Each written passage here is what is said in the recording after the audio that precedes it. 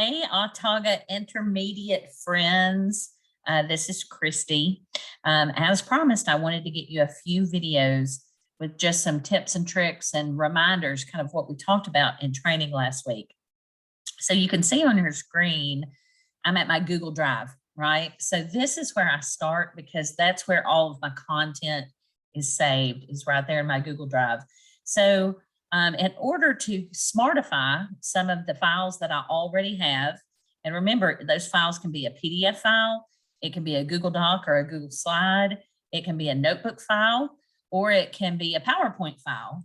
I simply have that file saved in my Google Drive and I right click on it and select Open with Lumio by Smart. Open with Lumio by Smart. And what that's going to do is put me into editing mode where I can smartify that file. So if you remember some of the tools that we looked at, I can add games. I can add formative assessment using Shout It Out. I can add YouTube videos, all other files to it. I have so many options of things that I can do.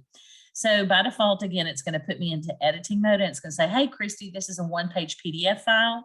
If it were multiple pages, I could select only the pages I wanted to use and I click add. And when I do that, it's uploading that file and transforming it into a Lumio file so that my students can interact with it on their device. And just a quick reminder of all the tools that are available here on this page. At the top, you have the ability to add text, images, or web links. Those are that's a mouse tool, a text tool, or images and web links. Over in the right-hand corner, that's where you transform this page into either an interactive independent activity or a collaborative activity where you add your students in groups and they can then interact with that page. Think of it like a digital worksheet.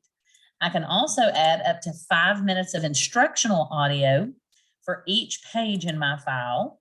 And then in the blue plus sign down in the bottom left-hand corner, that's where all my good stuff is, right? There's my YouTube editions.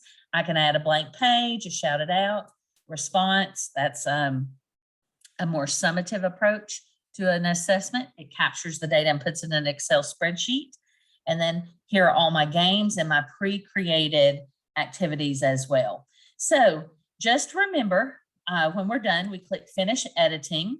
And then I want to close that page and go back to my Google Drive and refresh it.